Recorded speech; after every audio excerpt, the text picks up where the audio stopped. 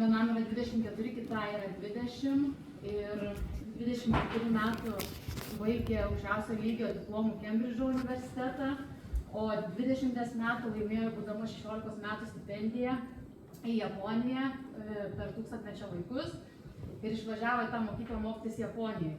Ir aš galiu pasakyti, kad aš kaip mama pamačius šios dienos paskaitą, tai labai apsidžiaugiau, nes atsidurdavau tokiuose akligatviuose, ieškodama atsakymų ir dabar girdėdama, kad tai žmonėm rūpi, labai gera. Nes, pavyzdžiui, mano dukra Nida, mokydamasi mokykloje, jinai buvo mokyklos prezidentė, jinai sportavo, atrodė viskas labai puiku, bet į Japoniją jinai išvažiavo į tą mokyklą. Jeigu jūs žiūri tūkstantmečio vaikus, kur būna atrinkti 128 pasaulio šalių gabūs vaikai.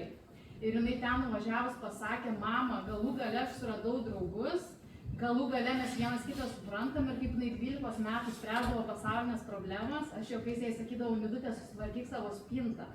Bet dabar aš suprantu, kad taip ir buvo ir jai tas rūpėjo. Bet dabar aš turiu trečią dukrą, kuriai yra 6 metai.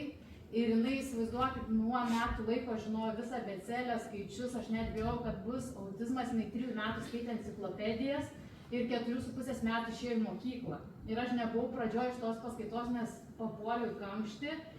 Ir man klausimas, jinai dabar jai yra 6, jinai turėtų eiti tik į prieš mokyklinę, bet jinai laimėjo Karalienės Mortos stipendiją ir jinai į 2 klasę. Kaip jūs, kaip specialistai, galvojat, ką daryti su tokiu vaiku? Mes darėme į testą psichologinį, nors dar nebuvo 6 metų ir parodė tos labai aukštus gebėjimus, kas ir pas mano tos 2 vaikus, nes jie mokydamės tada Ktu inžinerijos licėjui, jie buvo iš 1400 vaikų atrinkinėjo į tą, kaip jūs minėjot, Kauno savivaldybės finansuojama programa, buvo pati pradžia 4 vaikus. Iš mokyklos ir iš tų 4 2 buvo mano. Ir man tada direktorius sako, jūs ateikit pravesti paskaitas tėvams, kaip reikia auginti vaikus.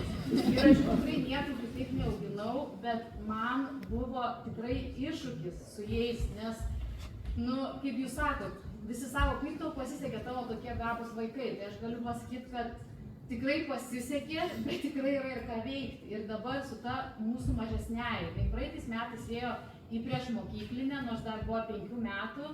Ir mes ją palikom 2 metus prieš mokyklinį, nes jinai 4,5 pradėjo tą pusmetį eiti į mokyklą, nes visi darželį rekomendavome, nuo 3 metų skaitė vaikams pasakas prieš pietų miegą vietoj auklėtojų.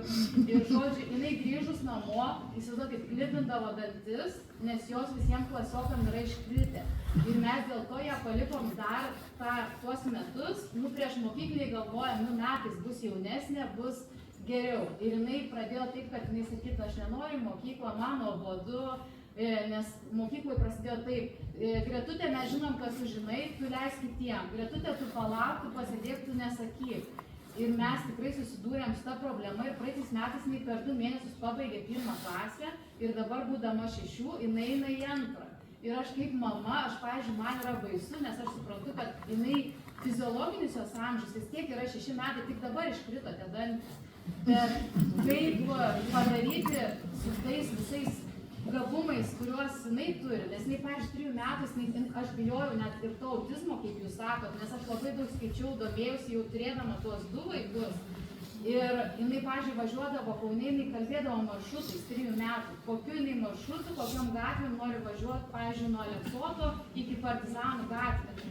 Ir man buvo tikrai iššūkis, aš pati galvodavau, ką daryti, kad neišlystų tie požymiai. Dabar aš matau, jinai ir labai sportė, ir sportuoja, ir bendrauja, viskas tikrai yra gerai. Bet ką daryti, pavyzdžiui, jūsų nuomonė, nes aš nebuvau pradžioje, gal jūs apie tai kalbėt, leisti vaiką anksčiau į tą mokyklą, nes aš sakau, aš skambinau į PPT, kaip jūs sako, aš kalbėjau su daug psichologų, aš buvau ir gifted netgi programoje ir Gretai tada po 3 metai su manim kalbėjo psichologė, dabar nepasakysiu kokia ir aš parodžiau, ką jinai geba, ką jinai daro, kaip jinai skaičiuoja, kaip jinai skaito ir man pasakė, jeigu jūs rodomėt, kad 5 metai sakytumėt, aš sakyčiau, išskirtinių vaikas gabumų, labai talentingas, sako, kaip jai 3, aš nežinau, ką jums patart. O kai aš paskambinu į PPT, jie sako, mes su tokiais gabumais, mes sako, netiriam. Mes tyriam tuos, kuriem yra žemesni tie poreikiai. Ir kur mamai, man pasiekti, ir kur rasti tos atsakymus. Tai ir aš, pavyzdžiui, mačiau skirtumą Japonijos mokyklos, kur surinkti, kurie būdami 11 klasiai darė 7 milijonų projektą su NASA. Ta prasme, kur vaikai verda smegenis, aš nemoku pasakyti kaip, kur sprendžia matematikos egzaminus, atsiunčiam matematikos mokytojų uždavinius, kuriuos jie sprendžia ir sako maždaug kaip. Tai va, jūs patarkit, ką daryti? Čia ta problema iš tikrųjų, ne, kai vaiko gebėjimai aplenkia amžių, ne, ir tada tai turbūt trumpai, koks būtų patarimas. Aš suprantu, kiekvienas atvejis yra individualus, reikia vertinti individualiai, formulės tokios, kurie atitiktų viską nėra. Bet tai bendras būtų koks požiūris, ar vis dėlto kelti į tą aukštesnę klasę 1-2 metais, ar palikti vaiką jo amžiaus grupėje